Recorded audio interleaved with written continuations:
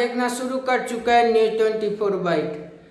आज दिन भर रूस और यूक्रेन के बीच चल रही युद्ध के बारे में आप लोगों ने जाना होगा, लेकिन मैं आज आपसे रूस और यूक्रेन के बीच चल रहे युद्ध के बारे में कोई बातचीत नहीं करूंगा। मैं भारत की ही बात करूंगा। आपकी जानकारी के लिए बता दें कि भारत का एक प्रदेश महाराष्ट्र से एक बड़ी खबर आ रही है। आपकी जानकारी के लिए बता दें कि महाराष्ट्र की सरकार के अल्पसंख्यक मंत्री नवाब मलिक कल ईडी के हत्थे चढ़ गए।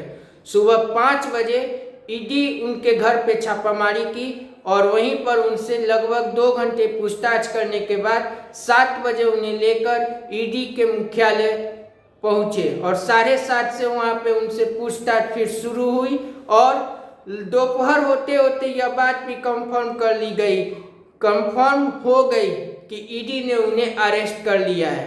उसके बाद ईडी ने स्थानीय अदालत में उनके रिमांड की 15 दिनों की रिमांड के साथ एक एफिडेविट दाखिल किया जो लगभग 35 से 40 पेज का था।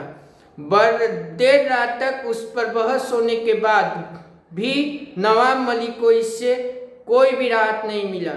वहाँ यानी कि स्थानीय अदालत ने उन्हें 10 दिनों के रिमांड पे जेल भेज दिया, यानी कि अब ईडी के हाथों वे 10 दिनों के लिए ईडी उनको रिमांड पे ले ली है। आखिर ईडी ने उन पर किस वक्तव्य को यानी किस कारण से उनके ऊपर हाथ डाला। आपकी जानकारी के लिए बता दें कि नवाब मलिक पर मनी लॉन्ड्रिंग का आरोप लगा हुआ है और इसमें उनके ऊपर 300 करोड़ की प्रॉपर्टी को औने पौने दाम में खरीदने की बात कही गई है। आपकी जानकारी के लिए यह भी बता दें कि यह 300 करोड़ की प्रॉपर्टी 93 यानी कि 93 बॉम्बे ब्लास्ट के अपराधियों या उसके आरोपियों के जमीन है, जिसमें मुख्य रूप से है डी कंपनी के प्रमुख दाऊद इब्राहिम जो 93 के मुख्य आरोपी हैं, उनके साथ उनके और भी 2-4 गुर्गे और साथ ही साथ दाऊद इब्राहिम की बहन भी प्रॉपर्टी इसमें शामिल है, जिसको नवाब मलिक ने औने पौने दाम में खरीदा है। यहाँ तक कि उन पे ऊपर यह आरोप लगा है कि उन्होंने इसके स्टाम्प ड्यूटी भी सही तरीके से नहीं भरे हैं।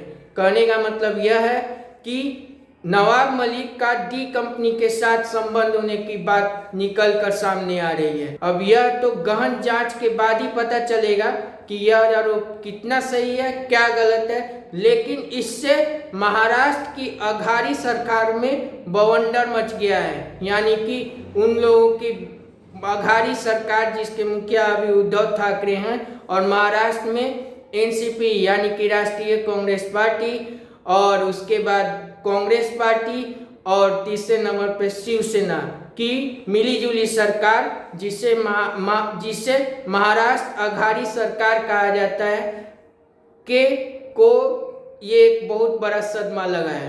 कहने का मतलब यह है कि एनसीपी जो वहाँ पे सबसे बड़ी क्षेत्रीय पार्टी है उसके नंबर 2 कर लीजिए या नंबर 3 कर लीजिए सबसे बड़े नेता और साथ ही साथ सरकार के प्रवक्ता के साथ साथ एनसीपी के भी प्रवक्ता नवाब मलिक हैं और नवाब मलिक अभी वर्तमान में महाराष्ट्र सरकार में अल्पसंख्यक कल्याण मंत्रालय संभाल रहे हैं। आपकी जानकारी के लिए बता दें कि नवाब मलिक पहले कबाड़ी बेचा करते थे और कबाड़ी से वे एक कैबिनेट मंत्री तक का पोस्ट हासिल किए हैं। नवाब मलिक के ऊपर यह भी आरोप लगता है कि वे बहुत ही अनर्गल बयानबाजी करते रहते हैं और उनका विवादों से पुराना रिश्ता रहा है, लेकिन डी कंपनी का आरोप उनके ऊपर लगना ये नई बात नहीं है। सिर्फ डी कंपनी का आरोप नवाब मलिक के ऊपर ही नहीं बल्कि एनसीपी प्रमुख शरद पवार भी इसके जड़ में आते हैं। इन सब परिस्थितियों को ध्यान में रख के ऐसा लग रहा है कि एनसीपी और डी कंपनी यानी कि अंडरवर्ल्ड के बीच कोई न कोई संबंध तो जरूर है। इन सब खबरों पर हमारी नज़र बनी हुई है। जैसे ही कोई बड़ा अपडेट आता है मैं आपको अगले वीडियो में बताऊंगा। तब तक देखते रहिए न्यूज 24 बाइट और मुझे यानी कि संजीव सुमन को आज्ञा दीजिए। अगर आपको हमारा ये कंटेंट पसंद आया तो आप इसे लाइक कीजिए, कमेंट कीजिए और साथ ही साथ हमारे चैनल न्यूज 24 बाइट को जरूर सब्सक्राइब कर ले। सब्सक्राइब के साथ साथ बेल बटन भी दबा दीजिएगा और बेल के साथ साथ ऑल को भी दबा दीजिएगा। तब तक के लिए मुझे यानी संजय सुमन को आज्ञा दीजिए। नमस्कार।